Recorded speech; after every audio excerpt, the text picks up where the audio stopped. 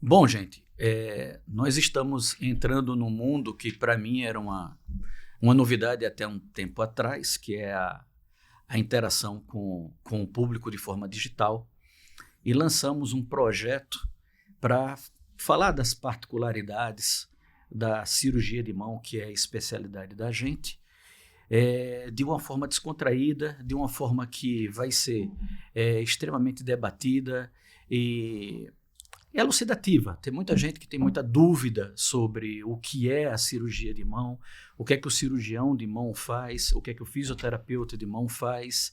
É, Nós somos uma subespecialidade, somos uma especialidade, finalmente o que é que nós somos, né? Até colegas médicos ainda ficam em dúvida, então essas, essas nuances vão ser debatidas e vão ser descritas.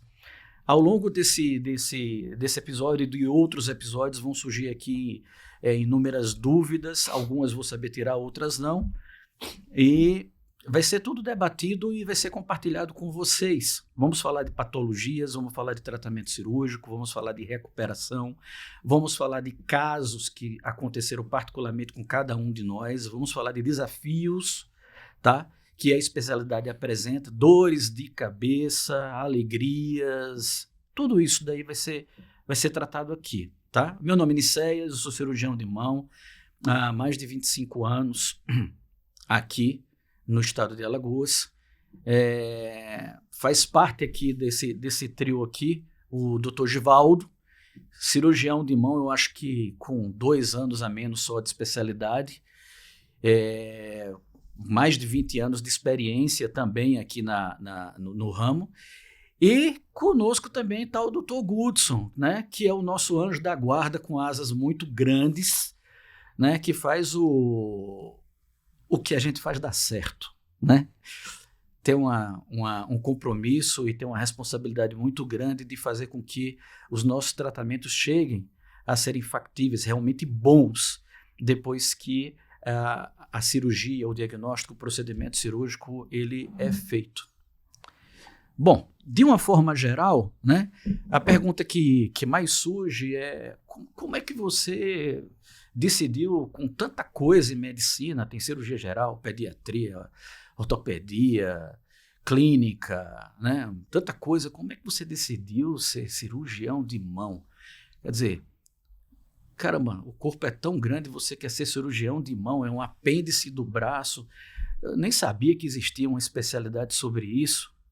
Bom, isso aconteceu por vários motivos. Eu vou falar um pouquinho da minha trajetória, né, rápida, de forma concisa. Eu estava no curso de medicina e tinha uma vontade, gostava muito da parte morfológica, tá? Então eu gostava muito de anatomia e uma coisa que me encantava muito era a complexidade da mão, né? Como é que poderia haver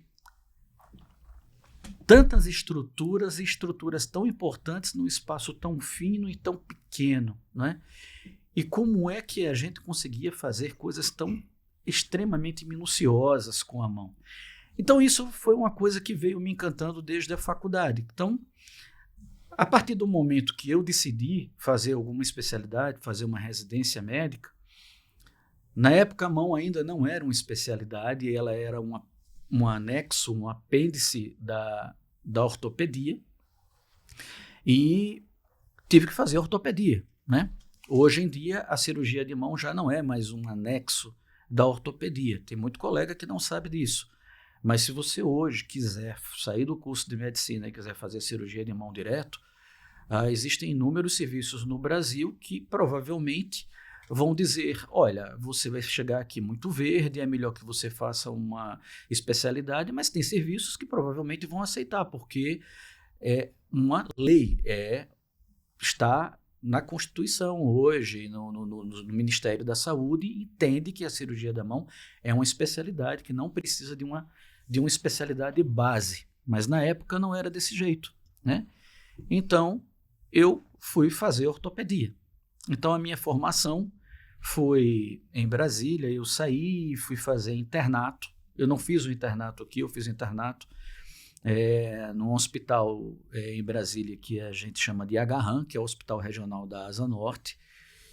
E aí eu me encantei com a cidade, achei que tinha inúmeros hospitais que tinham especialistas bons, e tinham um renome muito, muito bom dos hospitais.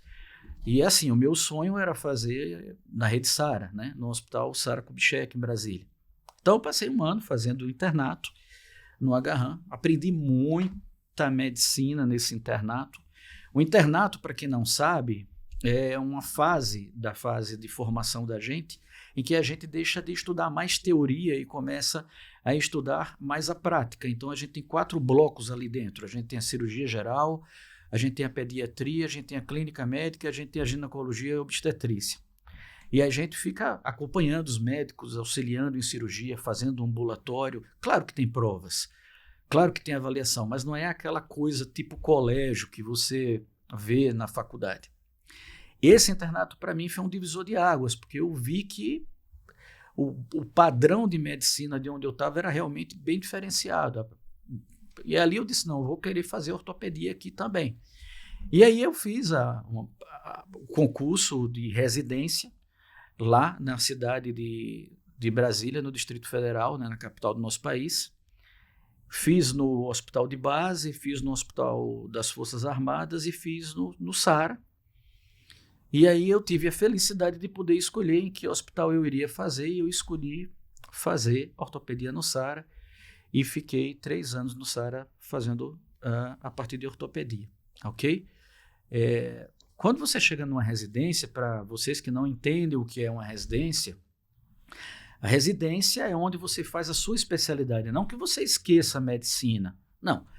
Você vai continuar com a base que você aprendeu na tua faculdade, na base que você aprendeu no teu internato, mas a partir do momento que você entra na residência, você vai começar a estudar aquilo que vai simplesmente servir para você o resto da sua vida. É o que você vai ser. Você vai ser o quê? Vai ser cirurgião geral? Você vai ser ginecologista? Você vai ser clínico? Você vai ser pediatra? Então, se você está fazendo pediatria, você vai saber tudo de pediatria. Vai esquecer um pouquinho da medicina de base e vai se tornar um craque ali naquela especialidade. E a partir dali tem as outras subespecialidades. Ou seja, o curso de medicina, gente, é um curso que não acaba nunca, né?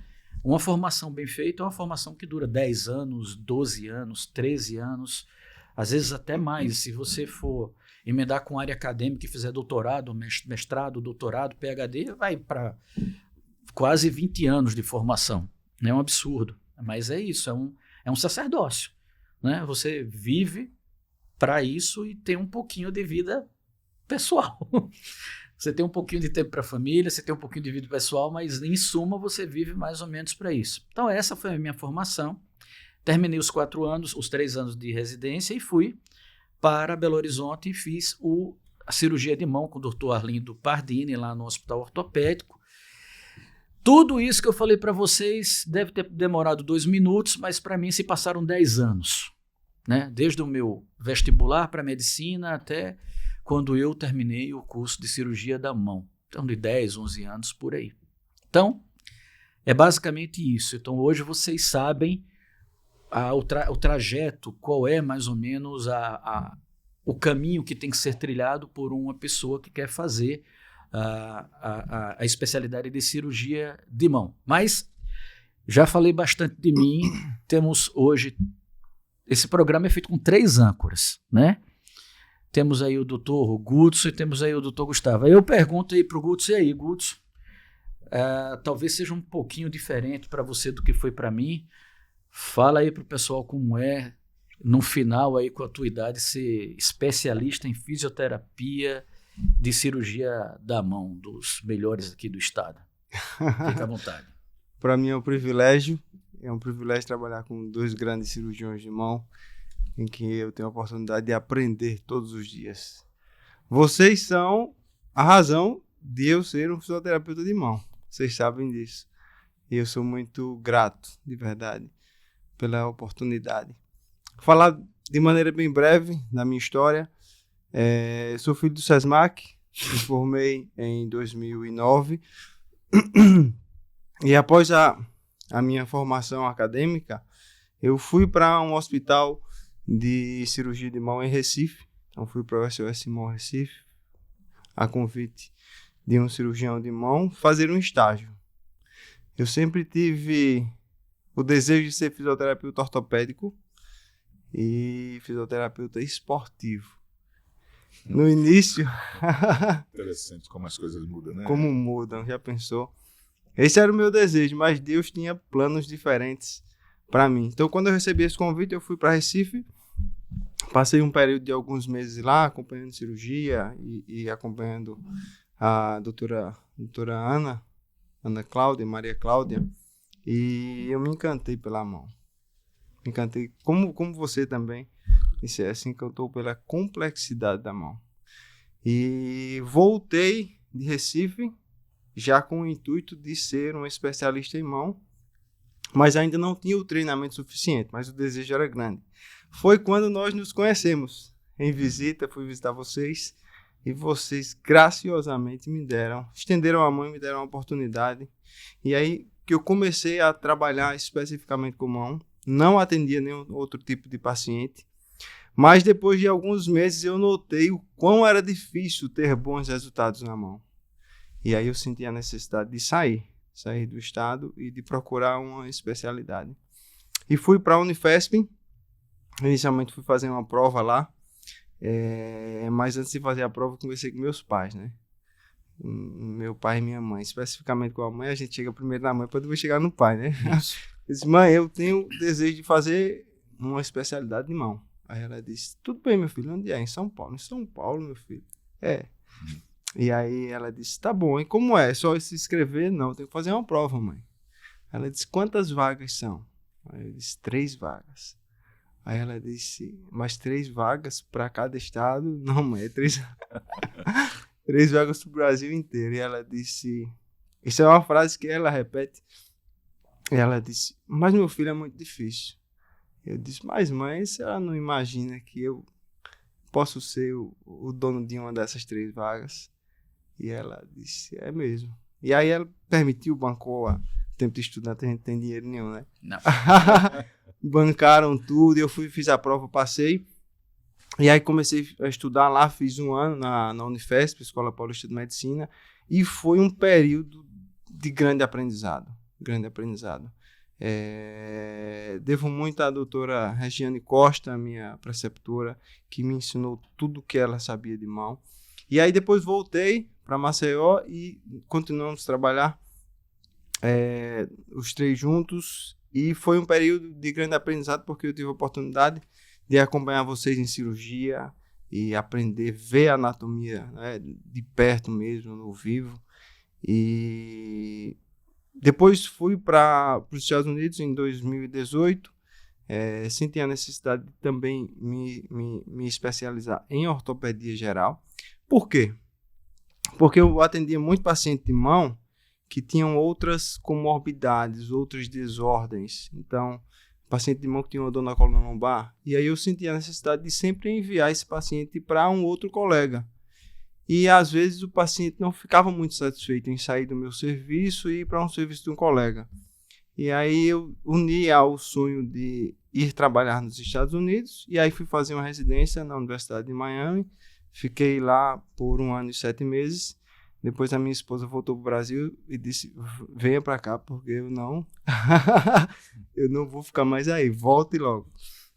Aí a gente tinha o desejo de ficar por 3 anos lá, inicialmente, para que eu me aperfeiçoasse mais, conseguisse fazer mais alguns cursos e terminasse o meu doutorado que eu iniciei lá, mas o nosso objetivo, o nosso plano ele foi encurtado. Então depois de 1 ano e 7 meses eu voltei para o Brasil e aí continuo a trabalhar na mesma clínica, no mesmo local, na Clínica Move, onde a gente presta o serviço de fisioterapia de mão e também de fisioterapia ortopédica.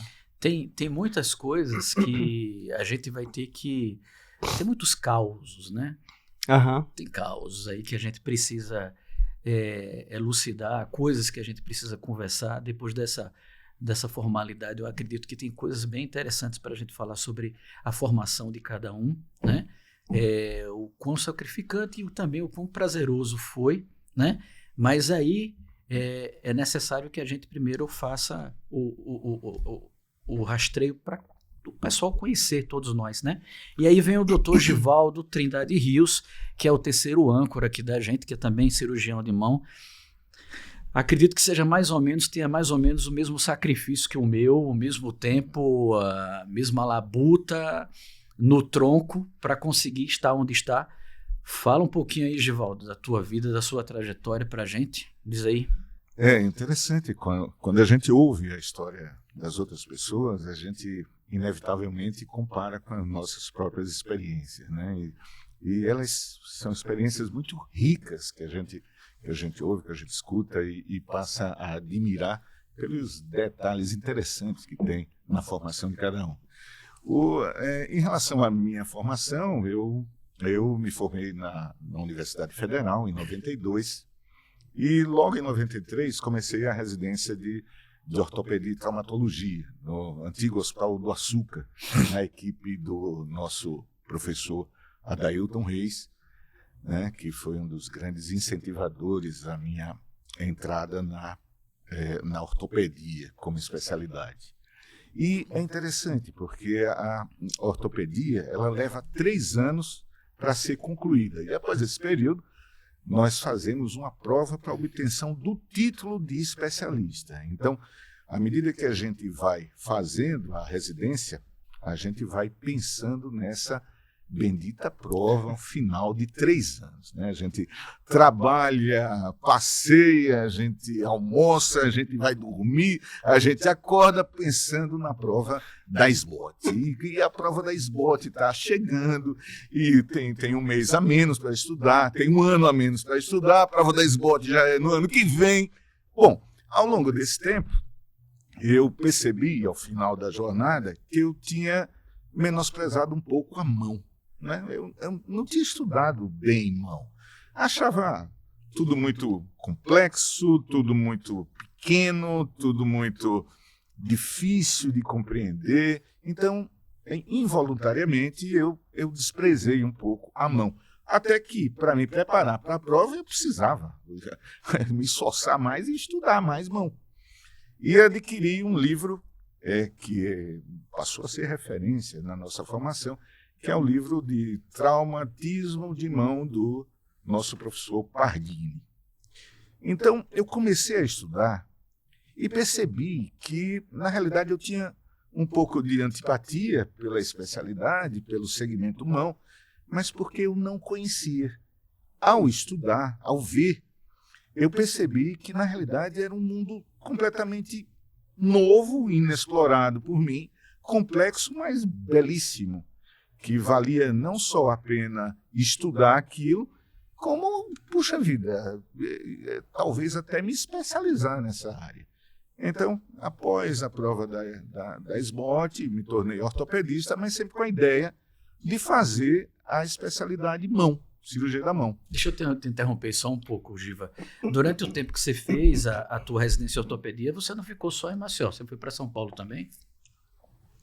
A nossa residência aqui no Hospital do Açúcar tinha um convênio com o Hospital da Polícia Militar em São Paulo, onde víamos traumas, em especial relacionado a ferimentos por arma de fogo. Né? Os militares tinham muito isso lá. Então, fixadores externos, tipo Elisaro, que era uma novidade no Brasil, nós estudamos bastante isso lá, e traumas de uma forma geral foram vistos lá nesse Hospital da Polícia Militar, que foi muito, muito rico também, né? Sob a coordenação do nosso professor Kori Kojima, o Sakaki, lenda, né? Uma lenda, né? E também o professor Ohara, que é mais ligado à área da mão também, um dos que também me inspirou a fazer a especialidade. Então teve esse contato, sim, com o pessoal de São Paulo, na época da minha formação em ortopedia. E após fazer ortopedia, eu percebi que eu tinha que colocar aquele plano de fazer cirurgia da mão, tinha que ativar esse plano e resolvi fazer no serviço do professor Pardini, autor daquele livro que tinha me inspirado durante a formação. E foi um período muito bom, muito proveitoso. O professor Pardini ainda hoje nos encontra, nos congressos, é uma verdadeira família, né? Família Pardini, que no congresso sempre se encontra para contar novidades e rever os amigos. Eu acho extremamente interessante que, não nos autopromovendo, longe disso, mas queira ou não queira, abrimos um caminho, uma picada aqui no estado, porque não existia a cirurgia de mão de fato, né? E existia essa carência muito grande. Foi uma das coisas que pessoalmente me levou a fazer a cirurgia de mão. Como você mesmo falou, Gudson, foi o fato de saber que tratar a mão não é simplesmente abrir a pele, colocar um material que deixa o osso fixo, seja uma placa ou um fio de aço, fechar a pele. Ali era só o começo, era só o início. Depois, ainda hoje, nos recantos do Brasil que não tem especialista, as cirurgias de mão têm resultados muito ruins. Por quê? Porque é um órgão muito difícil de você operar, porque o tecido precisa de um tratamento diferenciado e é um órgão muito difícil de você reabilitar. E essa impossibilidade de a gente ter isso no estado em que eu nasci, onde eu fiz o meu curso de medicina, tá? Foi o que me motivou a fazer com que esse quadro pudesse ser mudado de uma forma ou de outra. Nem que eu tivesse que chegar aqui e ir nos consultórios de todos os colegas, depois que eu chegasse da residência, e dissesse: olha, eu sou cirurgião de mão, o cirurgião de mão faz isso.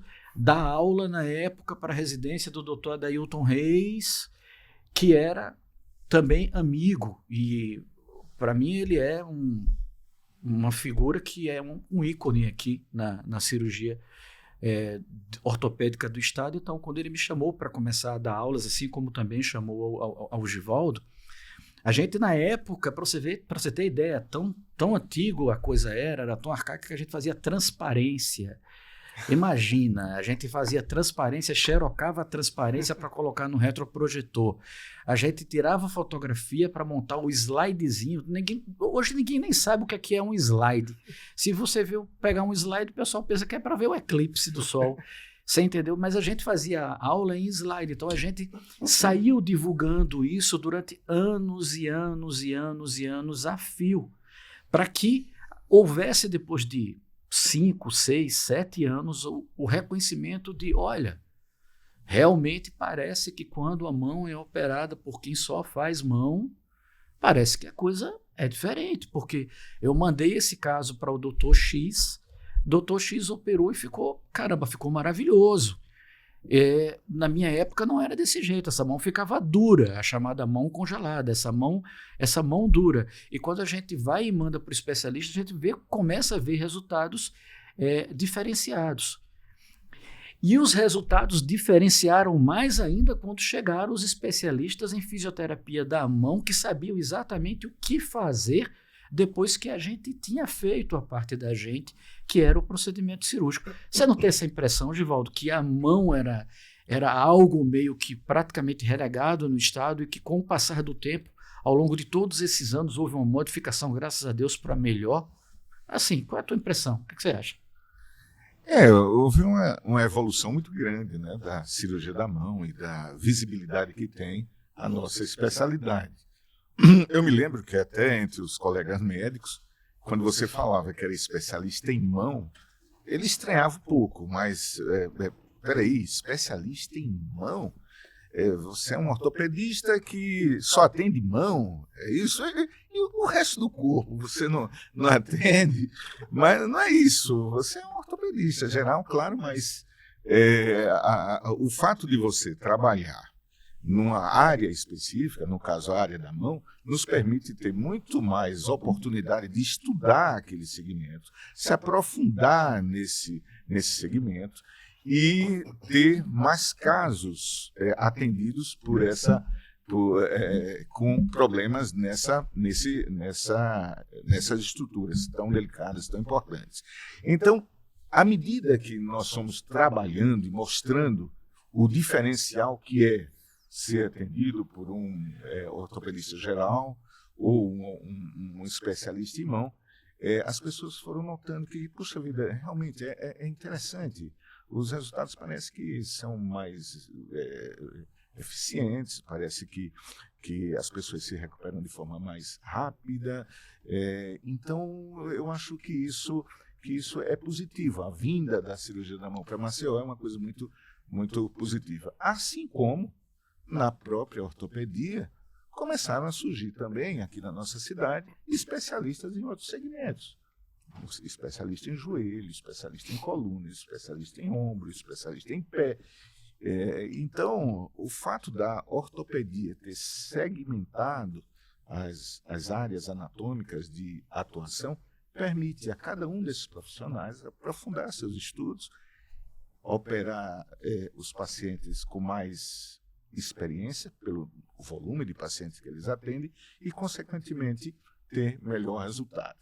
E sabendo que esses resultados só vieram a se tornar realmente um diferencial positivo com a chegada também da reabilitação, da fisioterapia especializada, né? Porque não adianta um cirurgião fazer um procedimento operatório e não ter uma reabilitação adequada.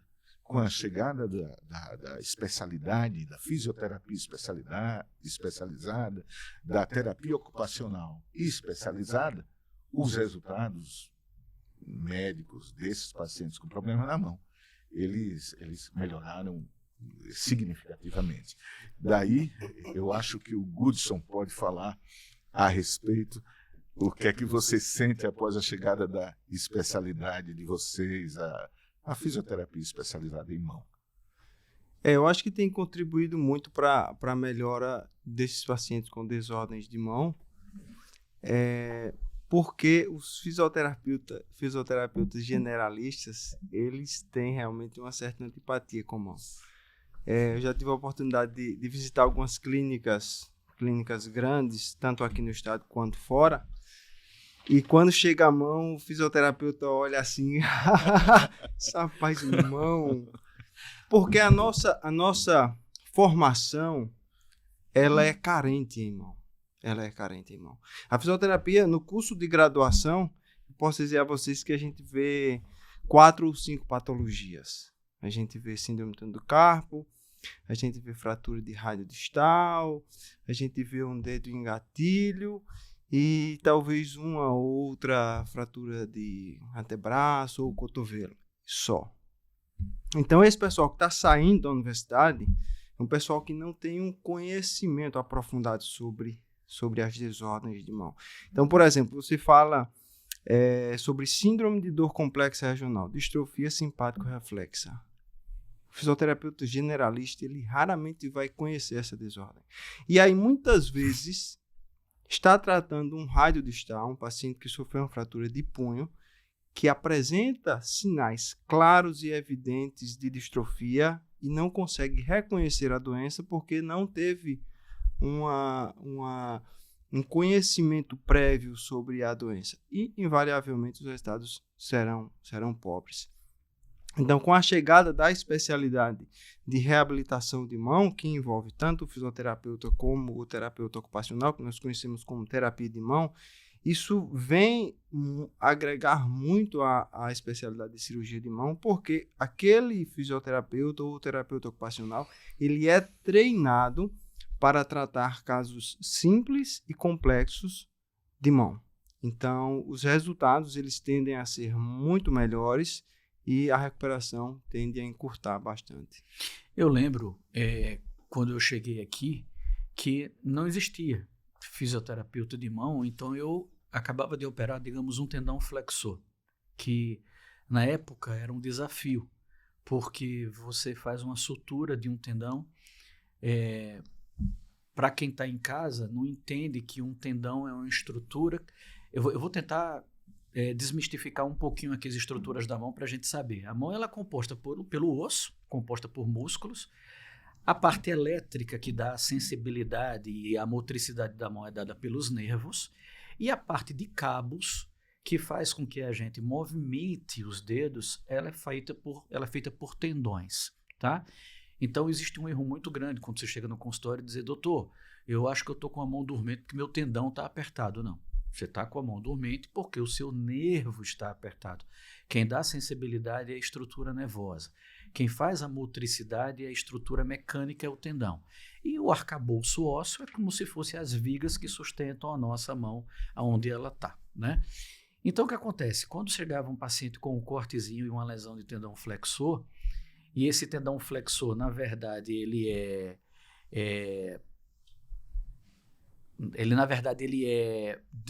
se insere, ele transita no interior de túneis, tá? A dificuldade da gente era conseguir fazer com que a gente conseguisse fazer uma sutura sem lesar esses túneis. Esses túneis são muito importantes para nós, tá? Então, existia uma técnica especial e a gente conseguia fazer essa união. Mas depois que a cirurgia estava feita, se o paciente que antes estava com o dedo lá estiradão, se o paciente agora que está vendo o dedo dobrar, dissesse, opa, tô curado, e colocasse força demasiada, a sutura que você tinha colocado, o fio não aguentava. E aí, rompia e o tendão afastava-se, né? Se afastava e o dedo voltava a ficar esticado. E depois o paciente chegava no seu consultório e dizia, doutor, procedimento cirúrgico durou 2 dias. No 3º dia, o dedo estava parado de novo. Ou era isso, ou era um caso diferente, um pouquinho diferente, que era o paciente que tinha muito medo e não mexia de forma nenhuma a mão, passava 3 semanas, 4 semanas, dizia, olha, não estourou. Mas acontece que havia uma aderência entre o tendão que você suturou, fazia uma cicatriz, e ele não conseguia correr ali no interior do túnel. Então, essas 2 complicações eram muito frequentes antigamente. Ou você tinha uma ruptura do tendão, ou você tinha uma aderência. As 2 eram ruins, não permitiam que o dedo fosse mobilizado. E aí o que acontecia? Quando eu acabava de fazer a cirurgia, eu ia com um caderninho, ia para o fisioterapeuta, que ele disse que ele gostava daquele, eu ia lá com um caderninho e mostrava o esquema, o protocolo de fisioterapia do Kleinert, que fazia isso há 50 anos, que era uma talinha com um elástico, etc. Quer dizer, tentava ensinar para ele quantos movimentos, quantas vezes, etc. Tal. E ficava em casa rezando para que ele ou não aderisse ou não rompesse, né? Era ótimo quando o paciente chegava lá com 30 dias, 40 dias, doutor, a minha mão está mexendo. Eu digo, não rompeu? Não, mãe, não rompeu. E está bolindo? Está mexendo. Então, também não aderiu? Não aderiu. Graças a Deus.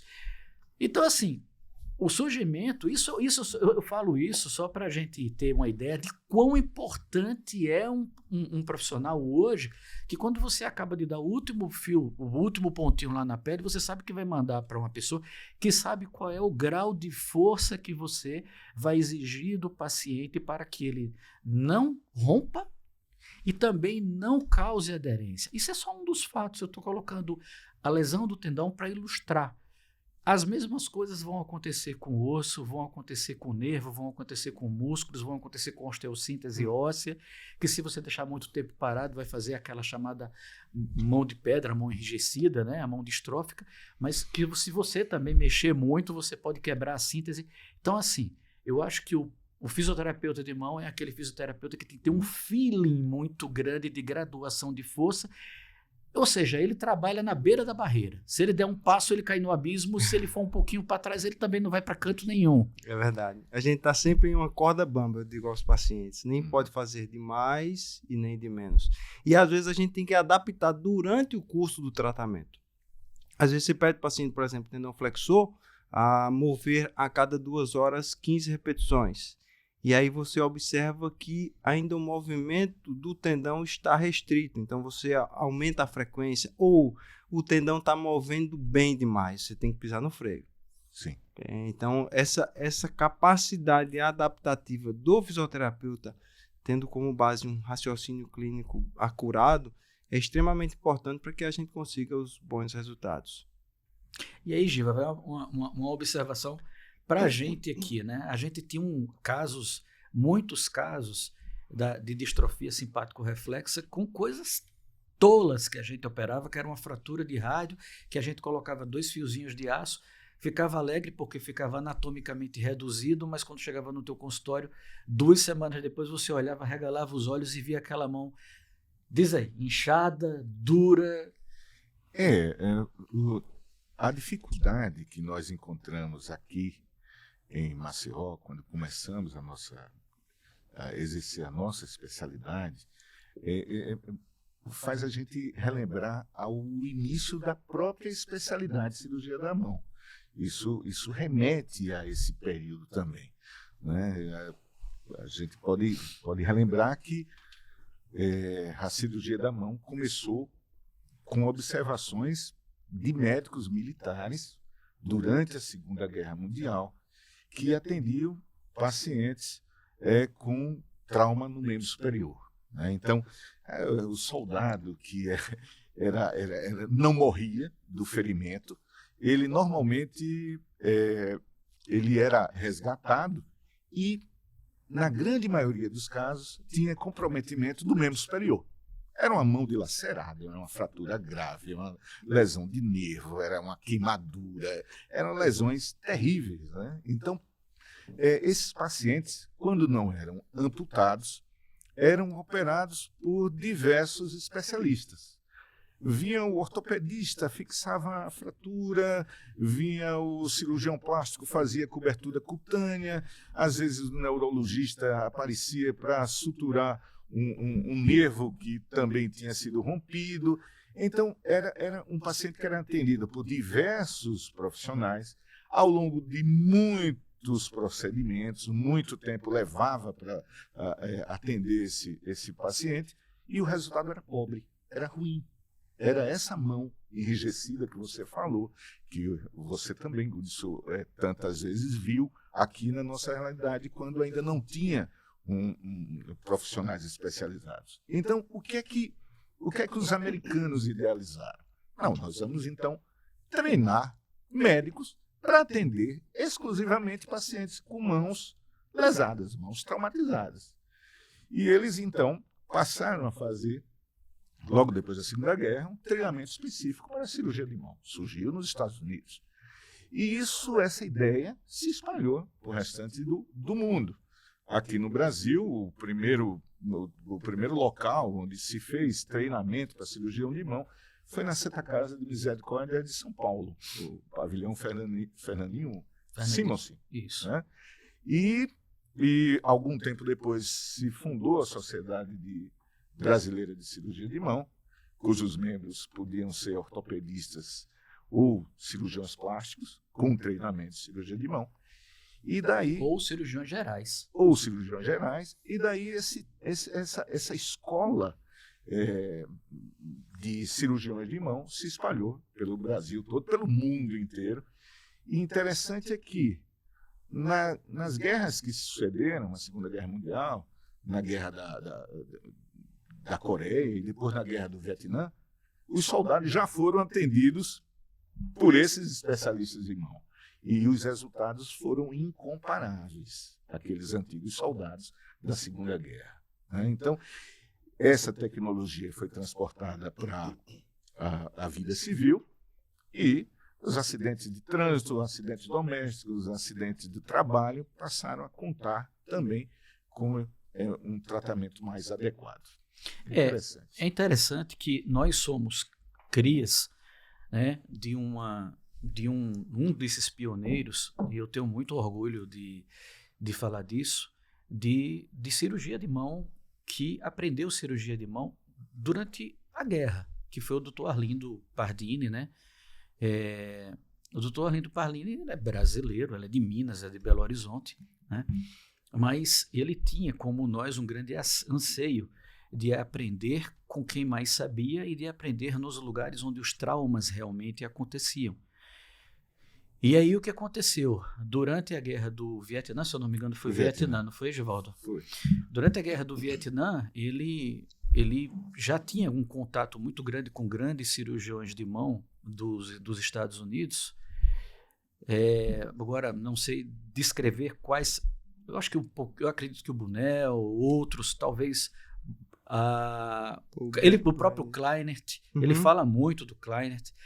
E aí eles viraram amigos, né? E aí o que foi que aconteceu? Eu disse, olha, eu quero me alistar nas Forças Armadas Americanas não para combater, mas eu quero estar no front, ou próximo do front, onde os traumas de mão realmente acontecem, porque eu quero pegar o caso na hora, cru, e conseguir fazer o meu melhor ali. Então, ele serviu durante mais de 2 anos, eu acredito,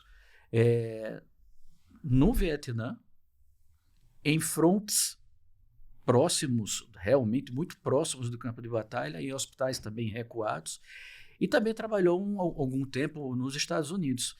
Então, quando ele veio para o Brasil, ele veio com essa expertise do trauma de cirurgia de guerra, do trauma que hoje, antigamente era uma coisa excepcional, mas que hoje a gente encontra em qualquer esquina, porque os nossos armamentos civis hoje são equiparados aos militares daquela época, né?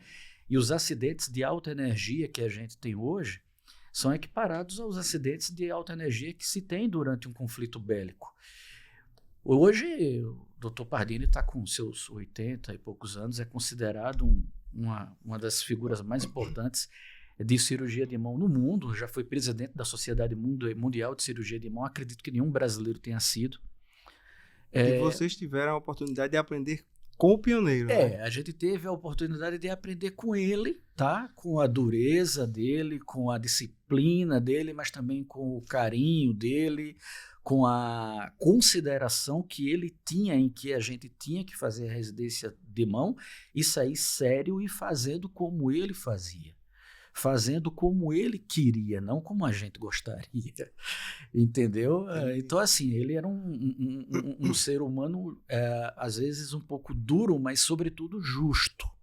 E nesse ponto, todos somos unânimos em colocar o Dr. Pardini hoje como realmente um cirurgião de mão que é um exemplo pela justiça e pela forma e pela seriedade com que ele conduziu a vida dele. Então, o fato de ele ter participado desse cenário que o Givaldo colocou de aprender com a guerra para depois transformar isso numa especialidade, ou seja, ele faz parte da história, né? Ele estava nesse contexto daí, ele estava naquele contexto em que, do mesmo jeito que o Kuntscher, a Astrid Kuntscher, se viu com um médico americano, um médico alemão, que o que acontecia? Ele via que quando se tinha uma fratura de fêmur, se você colocava naquelas goteiras, etc., e se tratasse conservadoramente, invariavelmente, ou a perna do paciente entrava em necrose e tinha que ser amputada, ou o paciente morria.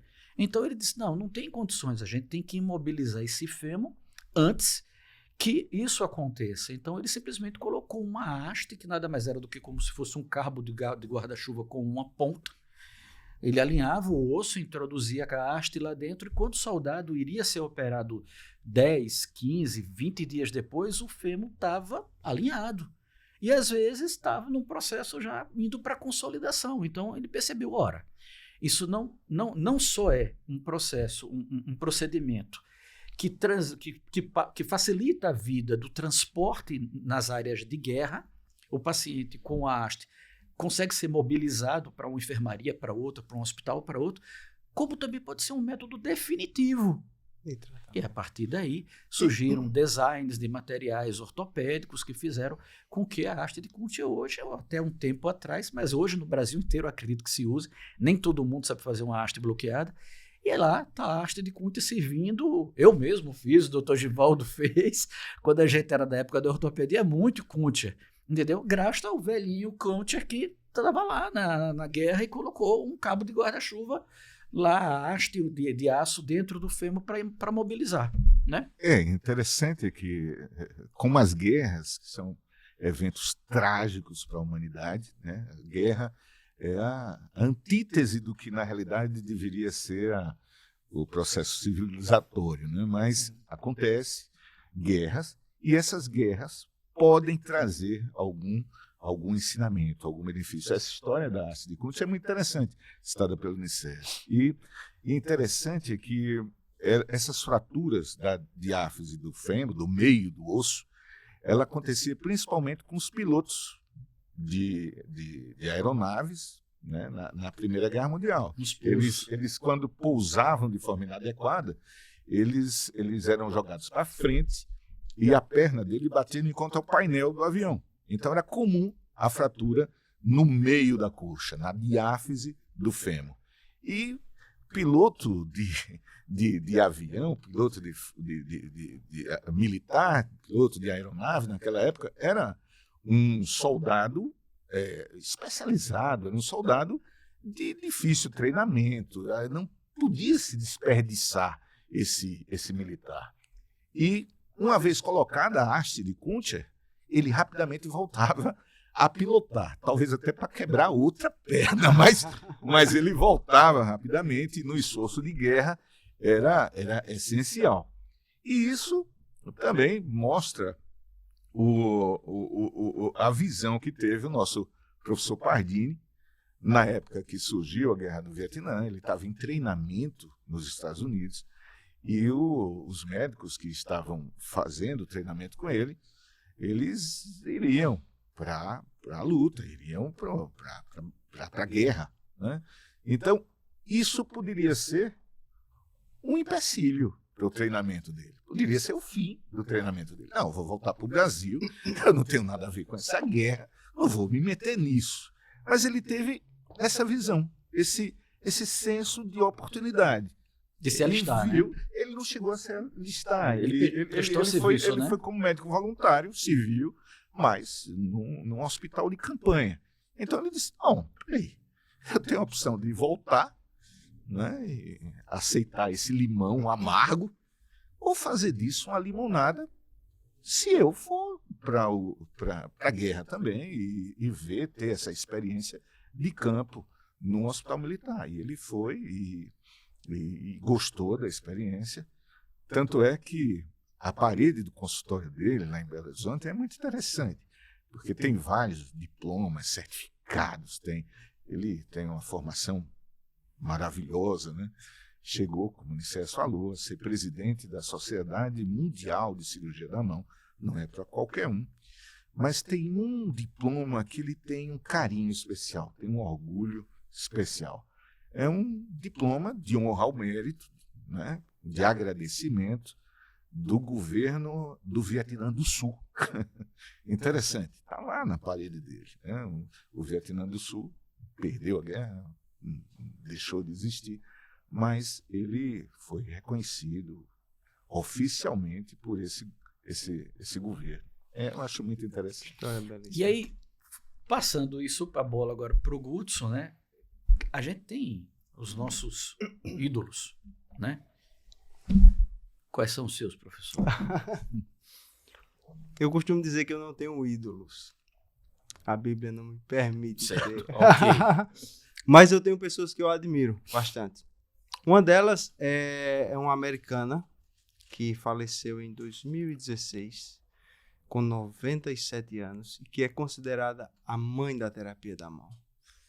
Evelyn McKim. A Evelyn McKim, ela se beneficiou também desse período pós-guerra.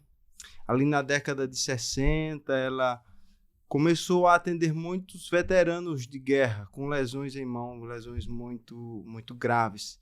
E ela tinha uma paixão, ela desenvolveu uma paixão pela mão. E ela teve a ideia, o pioneirismo, de criar a Sociedade Americana de Terapia de Mão, com muita colaboração dos cirurgiões de mão, Dr. Callahan e a doutora Lawrence. E ela, junto com 9 outras terapeutas de mão, que vieram a ser terapeutas de mão, antigamente fisioterapeutas e terapeutas ocupacionais, fundaram essa sociedade e começaram a estudar mais sobre a mão. Fizeram, alguns anos depois, um simpósio, que depois desse simpósio, aqueles palestrantes escreveram capítulos para formar o primeiro livro de reabilitação de mão, que é considerada hoje assim, a Bíblia da terapia de mão. Então é um livro que até hoje nos influencia muito. Nós estamos na 7ª edição e é o livro que todo fisioterapeuta de mão deve conhecer de cabo a rabo, porque é um livro muito completo e que realmente nos dá um direcionamento de como tratar com eficiência essas lesões de mão. Essa é a pessoa que eu mais admiro lá fora, porque iniciou todo um processo de formação da especialidade.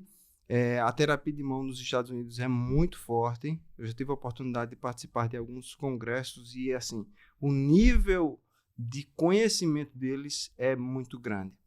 Aqui no Brasil, eu admiro muito a Paula Pardini. Você vê, a família Pardini, ela tem uma influência gigantesca na área de mão, não só na área de cirurgia, como na área de terapia de mão. A Paula Pardini, a filha do Dr. Pardini, Dr. Arlindo Pardini, ela tem uma grande contribuição porque foi a primeira pessoa que organizou um livro de reabilitação de mão. Eu acho que a última edição foi publicada, se eu não me engano, em 2016, mas que deu muito direcionamento para nós brasileiros que não tínhamos tanta fluência no inglês para buscar informação lá fora. Então ela foi uma grande incentivadora dessa especialidade e até hoje é um livro que nos ajuda bastante, principalmente aqueles que estão começando na área de mão a ter um norte, um direcionamento. Então a Paula e a Evelyn Marquinhos são as pessoas que eu mais admiro na área de mão. É interessante que você observa como os pioneiros eles foram catalisadores e facilitadores de conhecimento e foram uma ponte entre tudo que acontecia no mundo e nós. Quando eu falo nós Brasil, né? Sem eles, a gente estaria meio que na idade das trevas em termos de conhecimento médico. E aí eu estendo isso para todas as outras especialidades, cirurgia geral, neurologia, pediatria, clínica médica, etc. Todos eles tiveram os seus grandes conhecedores, os seus grandes catalisadores e promotores de conhecimento, divulgadores de conhecimento que absorveram lá fora e trouxeram aqui para o Brasil. Essa nova geração é uma geração já extremamente privilegiada, porque a geração antiga era a geração que escreviam os livros. A gente está com gerações que leem os livros escritos por eles. Então, se você pega um livro de cirurgia da mão, por exemplo, e acha difícil, você imagina a pessoa que teve a capacidade de praticamente fazer com que todos aqueles conceitos fossem fundados, estabelecessem protocolos, estabelecessem fluxogramas de tratamento para que, errando muito, até um dia acertar, para conseguir divulgar aquilo como um acerto e propagar aquilo para o resto do mundo. Hoje, a única coisa que a gente tem que fazer é não fazer com que eles se revirem no caixão com raiva da gente por nós não estarmos fazendo aquilo que ele teve tanto trabalho, na verdade. É claro que existem os pioneiros de hoje. A gente hoje, na cirurgia da mão e na cirurgia ortopédica, de uma forma geral, houve uma mudança muito grande com a tecnologia. Hoje nós temos as artroscopias, nós temos as cirurgias por vídeo na cirurgia geral, nós temos a cirurgia por vídeo na neuro. Até a robótica, eu acho que entrou em um processo aí que talvez daqui a uma década seja algo mais comum, não é? Isso. Mas que no final remete a esses pioneiros que iniciaram tudo, né? O que hoje nos cabe como cirurgiões de mão que já têm 25 anos de estrada? A gente ter um embasamento muito grande do que a gente já aprendeu e consegue aplicar com os nossos próprios resultados, as nossas formas de fazer. Por exemplo, o Givaldo tem uma forma de fazer que ao longo do tempo se diferenciou da forma como foi descrito nos livros do Green, por exemplo, que é uma bíblia em inglês da cirurgia de mão, porque ele acha talvez ali que aquilo não seja a realidade dele. A realidade dele é o que ele faz aqui, ele faz bem feito, tem a casuística dele muito satisfatória, ótimo, excelente. Tá? Eu também tenho uma forma de fazer diferentemente de outros. Às vezes é uma forma única, uma técnica que foi melhorada ou foi inventada por mim, que foi exposta em congressos, foi descrita num livro ou num artigo, mas o embasamento sempre vem dos grandes pioneiros. É verdade. A gente, na verdade, está em cima de um alicerce para construir algo melhor, né? E o que a gente espera é que os novos cirurgiões de mão estejam calcados em cima do nosso conhecimento de hoje para que façam sempre coisas melhores. Eu sempre torço para os especialistas atuais serem mais hábeis, serem mais determinados em conseguir resultados que eu não consegui, né, no futuro, como o velho Pardini também o fez no passado, e hoje fica admirando o que os alunos e os médicos que ele treinou conseguem fazer hoje em dia, né? A gente tem um grupo chamado Mãos do Brasil, que de vez em quando ele diz: nossa senhora, não sabia que você era capaz de fazer isso. Mas foi ele que deu a base, né? E cabe a essa geração dar a continuidade, né? Que é uma responsabilidade muito grande, não é? Continuar o processo de evolução da especialidade e fazer com que isso evolua gradualmente. Eu acho que a Sociedade Brasileira de Cirurgia de Mão vem fazendo isso brilhantemente. Vocês são parte disso. E temos hoje uma sociedade forte no Brasil. Apesar de termos poucos especialistas, eu acredito que menos de 1.000, num lugar que tem 220 milhões de habitantes, nosso país, a nossa nação, ainda tem uma carência muito grande de cirurgiões de mão.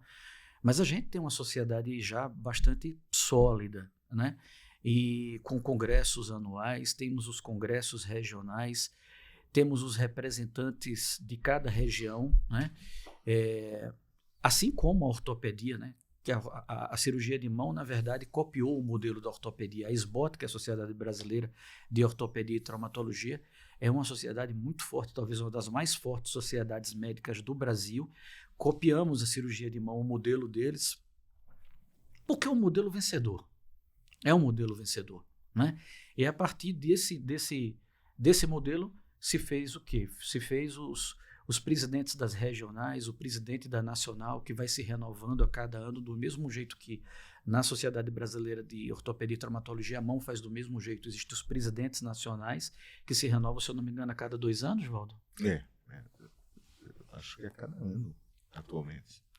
Acho que é anual. E aí você tem também os representantes das regionais Norte, Nordeste, Sudeste, Sul. Está muito forte. E nós aqui fizemos, graças a Deus, parte disso, porque eu acredito que participei do 30º Congresso Brasileiro de Cirurgia de Mão. Hoje já vai para quase 50. Já estamos na versão aí que vai para o 50º, eu acho, ou já está próximo disso. Florianópolis. Que vai ser em Florianópolis agora no mês de agosto. Né, Guto? Desse ano.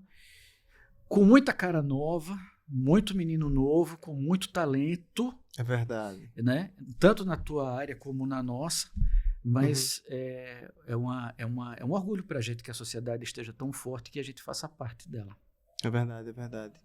E é muito boa essa relação entre a Sociedade de Cirurgia e de Terapia de Mão. Esse ano nós teremos novamente o congresso conjunto, né, das duas sociedades, e em que a gente tem essa capacidade de comunicação e de aprender. Eu fico muito feliz quando eu vou para os congressos de cirurgia e terapia de mão, e eu passo grande parte do congresso no congresso de cirurgia de mão.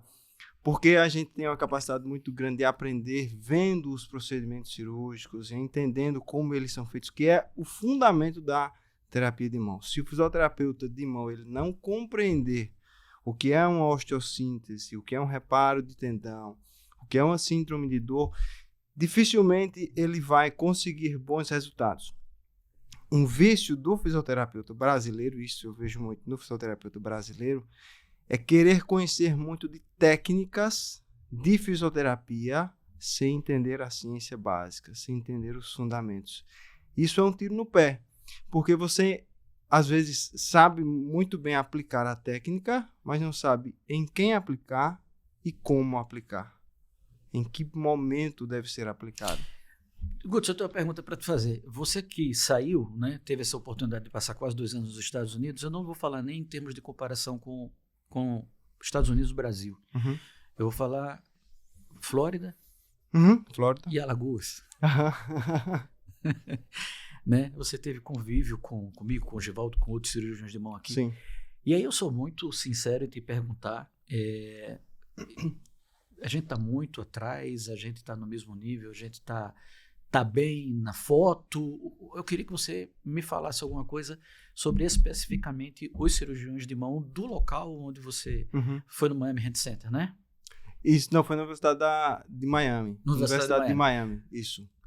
Diga aí. A Universidade de Miami, ela tem um grupo forte de cirurgia de mão. O pessoal opera muito e assim, muito dedicado. Você não vê muito volume na Universidade de Miami. Então, o cirurgião tem muito tempo de atender os pacientes de maneira bastante personalizada, com bastante tempo.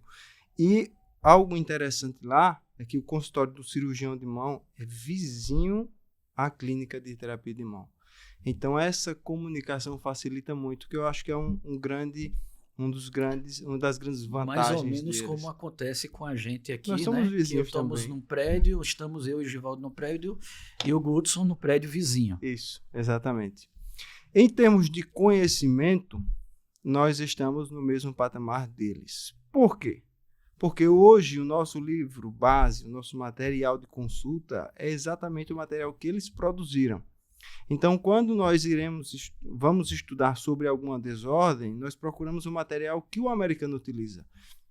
Então, em termos de conhecimento, nós estamos no mesmo patamar. Nós, brasileiros, temos chama síndrome do patinho feio, não é?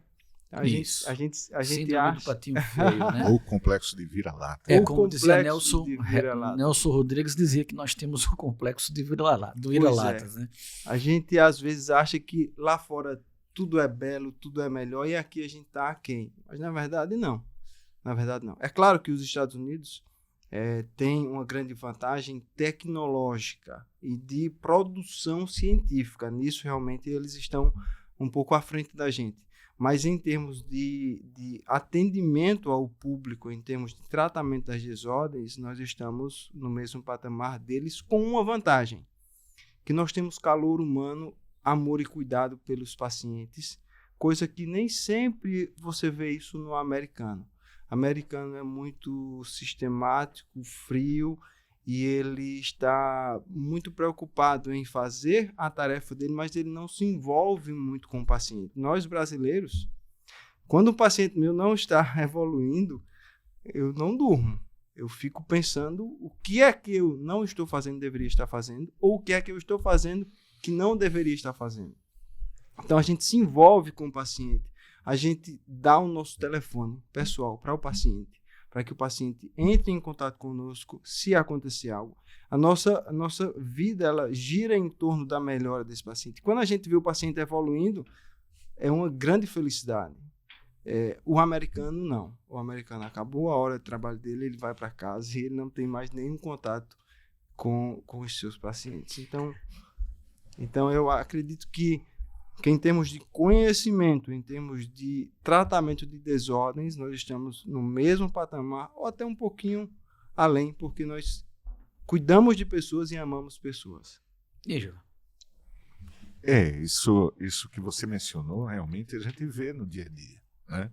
Essa proximidade, esse calor humano, esse jeito latino de se relacionar com o paciente, é muito comum em nosso meio, né? E interessante aqui, recentemente, atendi um jovem que passou na primeira fase de provas aí para a polícia militar de um estado próximo, aqui do Nordeste. E ele ainda não tinha feito a prova física, que é praticamente a prova final para que ele seja admitido. É o tal do TAF. É o TAF.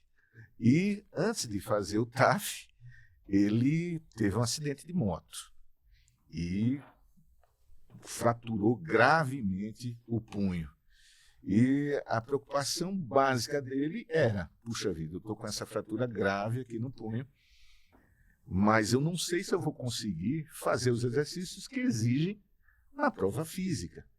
Fazer a barra, fazer o apoio, eu não sei, porque a minha mão está completamente machucada, tá? E é uma fratura grave. E ele tinha esse desafio. E a primeira coisa que ele perguntou foi essa: doutor, o senhor acha que eu vou me recuperar para fazer essa prova?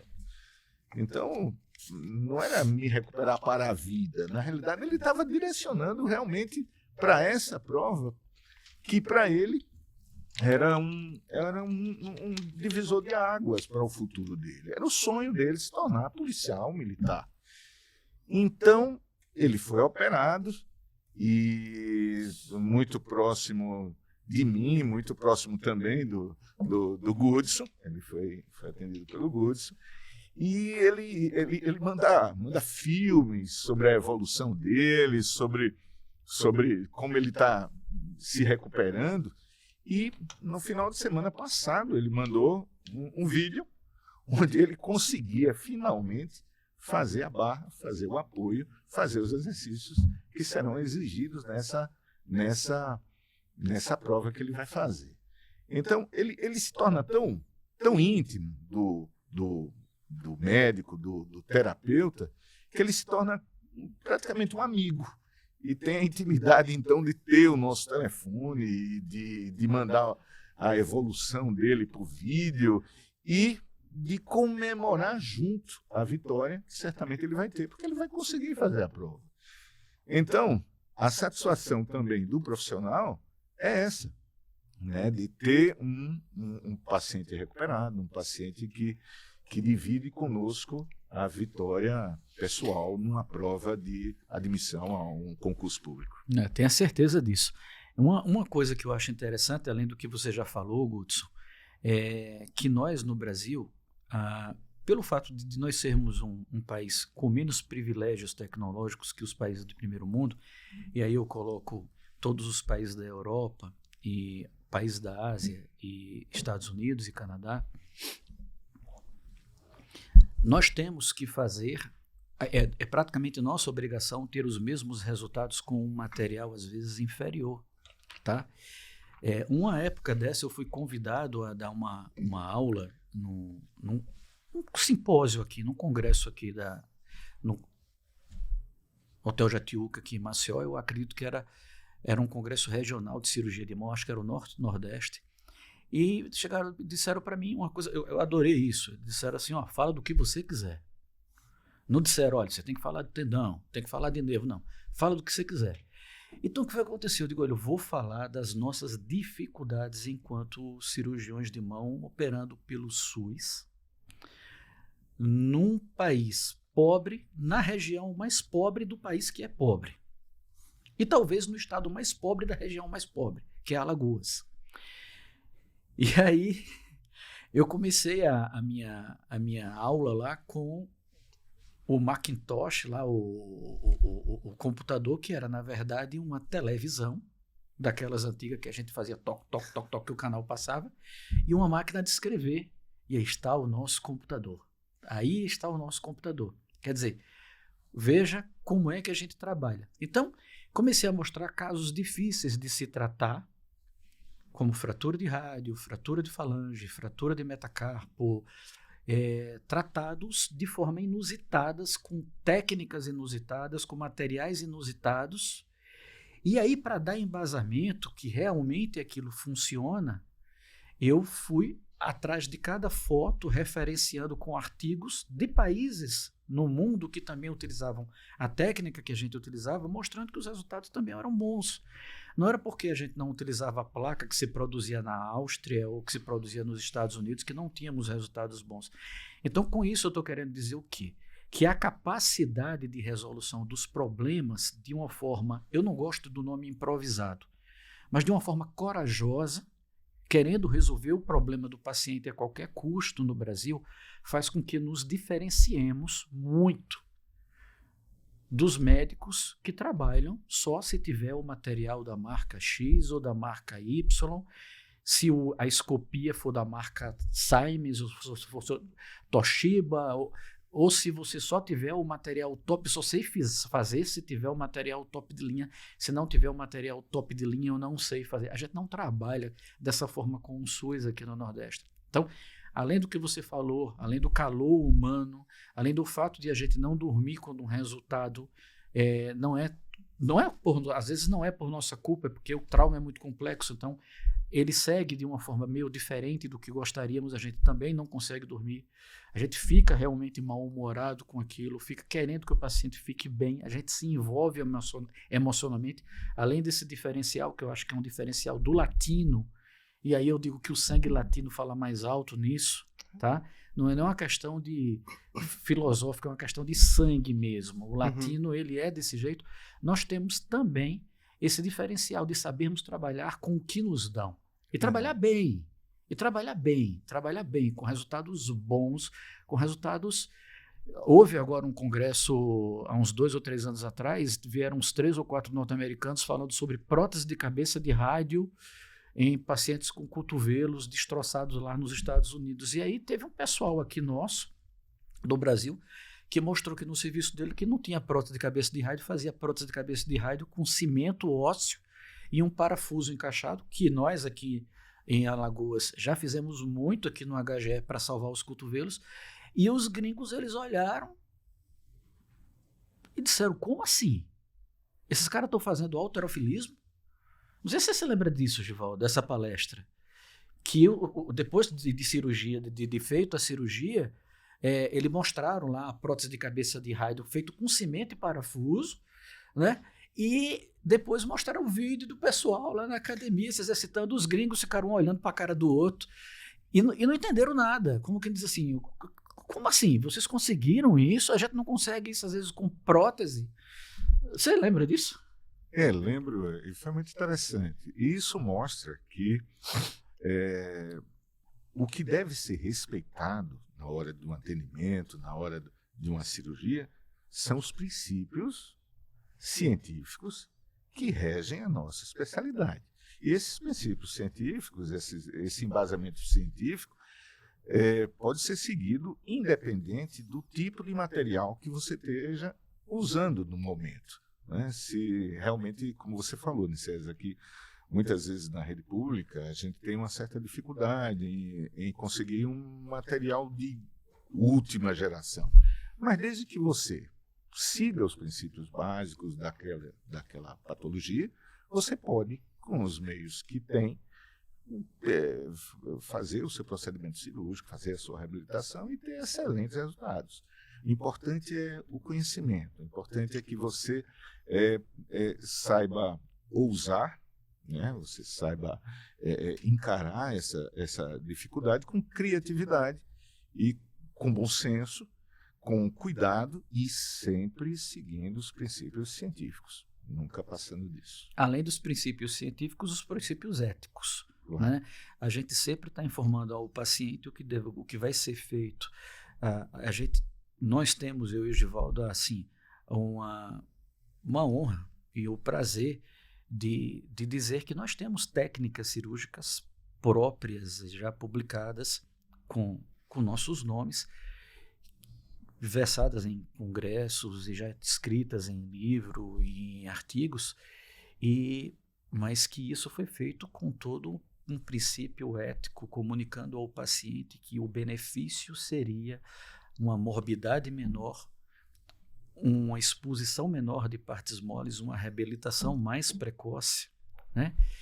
E são técnicas que hoje o pessoal faz e nos deixa muito feliz, porque abrevia muito os procedimentos em termos de tempo, em termos de custo e em termos de recuperação do órgão, da mão do paciente.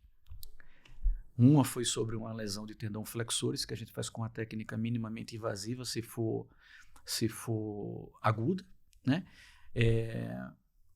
Outras em que a gente utiliza uma laminazinha como se fosse uma luva para o tendão não aderir no osso, que depois veio a placa de silicone, mas inicialmente colocávamos o látex. E existem técnicas puramente que não diz respeito a material, por exemplo, como fraturas de escafoide mais antigas, que nós acabamos de publicar agora na revista europeia de cirurgia de mão, uma técnica sobre fraturas antigas de escafoide, que a gente faz uma tenodese, que teve a participação, você também, Guto, estava aqui na participação da reabilitação desses pacientes. E a gente tem um orgulho muito grande, que é, como eu falo, não é pelo fato de você não ter sempre o material de última geração que você não vai colocar a sua máquina primordial que era o cérebro para funcionar e fazer com que você possa dar o melhor para aquele paciente com, como o Givaldo acabou de falar, propostas criativas e responsáveis. Com todo rigor, no embasamento da ética e no embasamento e no princípio científico. Não é isso? Maravilha, é isso mesmo. Inclusive o Hudson também gosta muito da atividade acadêmica, atividade científica, e leva sempre para esses congressos inúmeros trabalhos. Eu já tive a oportunidade de ver essas apresentações, né, Hudson? Sim, nós gostamos de mostrar o que a gente faz no nosso serviço, né? Sempre que a gente tem a oportunidade, a gente tenta publicar algum caso interessante, alguma modificação de alguma técnica interessante, e ter esse feedback dos outros colegas é bem interessante. Então, mas você é um expoente, Hudson, porque a primeira vez que você... Eu acredito que foi a primeira vez que você apresentou um trabalho num congresso brasileiro. Não sei se foi a primeira, me corrija se não foi. Mas eu acredito que tenha sido a primeira vez que você apresentou um trabalho num congresso brasileiro de cirurgia de mão. Você ganhou o primeiro lugar. Isso é verdade. 2012. E eu fiquei impressionado com isso. Eu digo, como é que esse menino, a primeira vez que ele publica um trabalho no Congresso Brasileiro de Cirurgia de Mão, você ganhou o primeiro lugar. E olha, era o primeiro lugar geral. Foi sobre verdade. O quê, Hudson? Foi sobre plexo braquial. Eletroestimulação nos pacientes com lesões de plexo braquial. Foi exatamente isso. Foi. Eu fiquei impressionado. Eu, assim, parabenizei, porque eu apresentei muito trabalho, meu amigo, mas eu ainda não cheguei no nível de ficar como o primeiro o primeiro trabalho, não. E assim, a gente tem que parabenizar, porque... Os avaliadores foram generosos comigo. Foram justos. Foram justos. Maravilha. Eu fico muito grato por essa oportunidade de estar aqui com vocês e de trabalhar junto com duas grandes mentes da cirurgia de mão. E tenho a certeza que se eu hoje sou fisioterapeuta de mão e tenho algum sucesso nessa área, eu devo muito a vocês. Então, gostaria de aproveitar essa oportunidade para agradecer. Olha, eu acho que isso é uma amostra do que vem pela frente, né, Hudson? Sim. Aqui a gente falou um pouquinho da história da gente, da minha história, da história do Givaldo, da história do Hudson, a nossa trajetória de vida profissional. Falamos um pouquinho das dificuldades da especialidade, falamos um pouquinho da história da especialidade, falamos um pouquinho da história das pessoas que nos antecederam, as pessoas que fizeram isso acontecer, que me inspiraram a todos nós. Mas nos próximos episódios nós teremos aí coisas mais interessantes, não que essas que nós citamos aqui não sejam, mas a gente vai falar sobre coisas que diz respeito à prática do dia a dia, as doenças, as patologias. Vamos falar aí sobre os dedos em gatilhos, as síndromes do túnel do carpo, as neuropatias compressivas, as doenças, as LERs, as DORTs, as doenças profissionais, os traumas domésticos, os cuidados e as prevenções que devem haver tanto no ambiente profissional como no ambiente doméstico. E vamos fazer isso de uma forma conjunta, querendo que vocês nos perguntem e a gente vai tirar todas as dúvidas que forem pertinentes a nós serem tiradas aqui e serem elucidadas. Mais alguma novidade, Givaldo? Não, eu gostei muito do bate-papo. Eu acho que a nossa conversa esclareceu principalmente ao público, de uma forma geral, de que existe a especialidade de cirurgia da mão, que é uma especialidade muito importante e que, quando esse público geral tiver algum problema, alguma patologia, alguma dificuldade em relação à sua mão, procurar um especialista que será muito bem atendido, muito bem tratado. Então, essa exposição da nossa especialidade, eu acho que é muito importante para o público geral. E, para mim, é um prazer, um privilégio estar ao lado de dois grandes profissionais. Eu sempre aprendo muito quando a gente senta e conversa a respeito da nossa área. Isso aqui vai ser um lugar que a gente vai se reunir toda semana, e toda semana a gente vai colocar aqui as nossas dificuldades, as nossas vitórias, vamos apresentar casos e vamos em frente. Papo de mão, começamos o nosso projeto. Parabéns a todos os envolvidos, parabéns a nós.